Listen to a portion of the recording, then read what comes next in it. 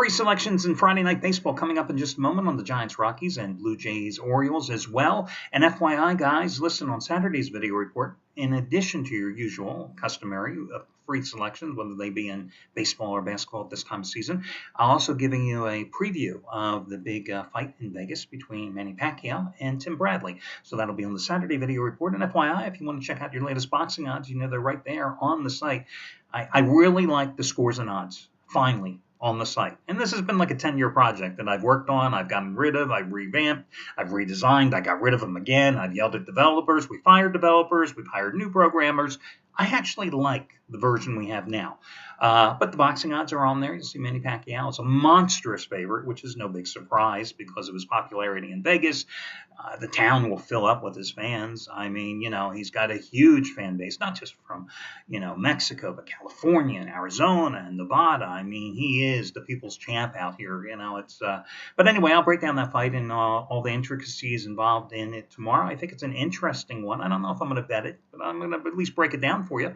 That's coming up on tomorrow's report. Today, as you can tell, I'm still on the road with my favorite Marriott picture behind me, which, of course, I will be stealing, and we will be raffling it off next week, so make sure you stay tuned. My day started sitting online, as many of you have probably done, at Ticketmaster for that 10 a.m. local time when the pre-sale codes start working as I was buying my son Aerosmith tickets. Aerosmith, of course, announcing a new tour a couple of days ago. They're going to be touring with Slash and Miles Kennedy, so I think it's going to be an interesting concert. It's going to be the fourth time I think I've brought my son to see Aerosmith. First time, and he has a wide, very musical taste, just like his dad does. I mean, anything from the 60s up to current. So, I mean, I've taken him to see the classic rock acts, like, the icons, like Paul McCartney with Billy Joel forthcoming, everything to Korn, Metallica, to bands that if I mentioned, you wouldn't even know. Trust me out there. So, seen them all. But this will be the fourth time seeing Aerosmith. First time I took him to see Aerosmith was actually about 7 or 8 years ago. We were in the process of driving across country. And this was before Aerosmith had that late resurgence in their career, coinciding with Steven Tyler's appearance as a judge for those 2 years on American Idol and a first release from them, an album in a number of years. I think it was like 8 or 9 since they had released one.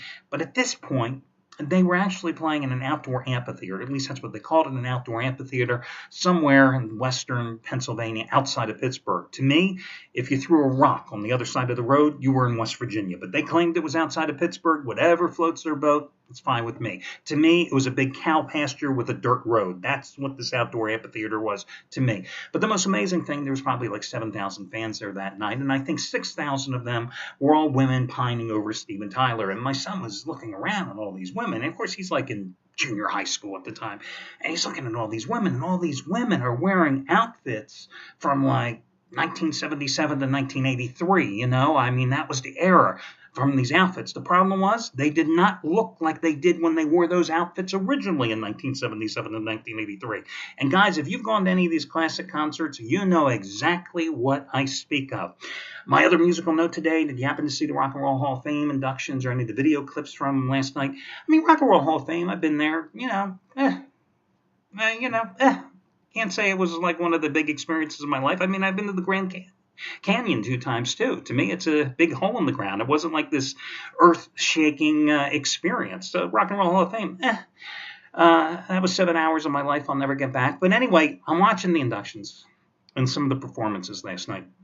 And of course, Nirvana was inducted last night. And the remaining members of Nirvana, of course, they have their jams. They play some of their songs.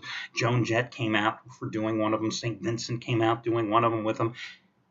And then Lorde, the 17-year-old wonderkin, the Celtic pride, Lorde, comes out and does all apologies. What? Wasn't Demi Lovato or Taylor Swift available? I mean, Lorde? Seriously? In 3 years, people will go, whatever happened to Lorde? Oh, yeah, what's happened? I mean, Lorde comes out. Of all the people in the audience. I mean, Linda Ronstadt, who unfortunately, because of Parkinson's, inducted last night, couldn't even travel, can't sing any longer. Her songs, I mean, Glenn Frey was there. Stevie Nicks led him on a couple of songs. Sheryl Crow, Bonnie Raitt. Carrie Underwood, Emmylou Harris. I mean, we're talking powerful performances of some classic Linda Ronstadt songs. And the surviving members of Nirvana gave one of their songs to Lorde. There is something wrong with this world. But maybe Kurt Cobain figured that out himself when he blew his head off. Who knows? Anyway, we move forward now with the fun stuff. Listen, there's a number of promos. You can get them all on the homepage of the site, because I really don't feel like talking about them. That's the bottom line. I will give props, though, to a couple of guys. First of all, congratulations to Brad Wilton, who cashed in with the triple play special, the 777 special, as I like to call it. Yesterday, you got it for $7.77 and saved $70 in the process, as you got his 30-dime winner with the Cleveland Indians and the White Sox going over the total yesterday. FYI, today, the 777 triple play special. Turning to Jeff Benton, his MLE's total of the year on the Braves and Nationals as he goes for winning day number 5 out of 6. Of course, yesterday, the $5 play of the day happened to be the Spurs and the Mavericks going over the total that you got from Jeff Benton. Wednesday, you got the half-price play of the day from him with the Thunder outright at the Clippers. Tuesday, half-price play of the day winner with the Rangers and the Red Sox over. So he's been on quite a roll, and you've saved a hell of a lot of money in the process. There's a $5 play of the day. Here's something I do want to tell you. $5 play of the day. Scott Delaney, second biggest NBA play of the season. 80-dime winner, number 11 out of 15. It's his Western Conference total of the year on the Thunder and the Pelicans. Trace Adams. Trace Adams has his biggest play of the NBA season on the same game, on the same total, and these guys are on the same side of that total, if you know what I mean. So no need to buy both. You buy one. Obviously, Delaney's $5. You know who the other guy's on. Or if you happen to be a package player, you know who they're both on here this evening as they're on the same side. And there's a half-price play of the day as well. And a bailout. How about this bailout buster? Want to turn to Shawn Michaels. All Shawn doing is going for winning day number 91 out of 142. Major League Dog of the Month. Goes on the nighttime card, obviously. You get to play for just $29. Save $70. Use coupon code Shawn70. $10 bettors have only won $27,140 for Shawn since, last 11 months? As he goes for winning day number 91 out of 142 today.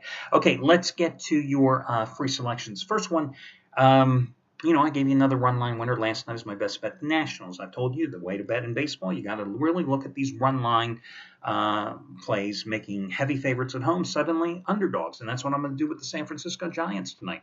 I'm going to go with Madison Bumgarner, lay the 1.5 runs with the Giants, who are coming off consecutive losses to Arizona after winning 5 of their first 6 games of the season. Going with Bumgarner, who was a perfect 2-0 this year at home on the run line, laying the 1.5 runs, making the Giants like a 130 to 135 underdog against Colorado and De La Rosa. Now, I went against De La Rosa in his first start this season. It was at Miami, and that was a free pick, and I pointed out that he had a 4.19 earned run average in 16 road starts a year ago compared to a 2.76 ERA in 14 home starts. And, the trend held up because he gave up 5 runs in 4 1/3 innings at Miami and lost the game. Then I went with De La Rosa in his second start at home. Now, I just gave you his home and away split, right? I was lucky. The Rockies bailed him out because, again, he stunk. I mean, he needed 101 pitches to get through 4 1/3 innings, and he gave up 4 runs and walked 3 in that game. But, again, the Rockies bailed him out. Well, tonight he's on the road. He's in San Francisco. What can I tell you? I mean, his earned run average coming into this year, the past 3 seasons combined on the road, 4.28. And he just got rocked on the road at Miami in his first start. Bumgarner, 2.33 earned run average in 13 home starts a year ago, including 1.75 in his final 5 starts at AT&T Park a season ago. 2 years ago, he had a 2.38 earned run average at home. Bumgarner, coming off 2 straight wins, didn't pitch well in the first game against Arizona, pitched well in the second game. However, listen, this is a guy who gets out of the gate quickly. 3-0 in 6 April starts a year ago with a 1.55 earned run average. 2 seasons ago, in the season's opening month of April, 4-1 in 5 starts, 2.53 earned run average. So I'm going to go with the Giants in this one. Colorado's lost 3 out of 4 so far on the road. They opened the season on the road at Miami. Meanwhile, the Giants have won 13 of the last 15 at home in this series, and their pitchers just been dominant. I mean, in those 15 games, the Rockies have only averaged a little over 3 runs a game. So, again, I'm going to go with the Giants on the run line, making them an underdog at home. I'm also going to go with the Baltimore Orioles tonight at home with Chris Tillman against the Toronto Blue Jays. The Orioles are like a 140 favorite in this one. Listen, Tillman last year had the breakout season, 16-7 with a 3.71 earned run average. This season, he's faced Detroit, faced Boston, 1.35 ERA. Last season against the Blue Jays, 3 home starts, 2.29 ERA. Dustin McGowan going for the Blue Jays. Made his first start since September of 2011. Last year he only made 25 relief appearances. 2012 season he was out because of foot and shoulder injuries. Made his first start in a couple of years against the Yankees last Friday. 4 runs and 8 hits in 2 2/3 innings. Not exactly sharp, okay? Jays are coming off a 4-0 home loss to the Astros yesterday. Baltimore won 2 straight at New York to cap that 3-game series. They scored 19 runs in the final 2 games of the series, and they won 13 of the last 18 at home against Toronto. So I'm going to go with Baltimore in this one, minus the 140. Hey, listen, one NBA game I just want to briefly touch on, and that is Memphis tonight. They're a monstrous favorite against the Philadelphia 76ers. I'd handicapped the game, so I might as well just give you some thoughts about it. I don't really like the game even that much as a free pick, but listen, the Grizzlies had dropped 4 out of 6 before upsetting the Miami Heat on Wednesday. They've won 12 in a row at home. They out-rebounded Miami 41-27 because Gasol and Zach Randolph had double-doubles. I mean, they outscored Chris Bosh and LeBron James and those guys in the paint 60-30 in that contest.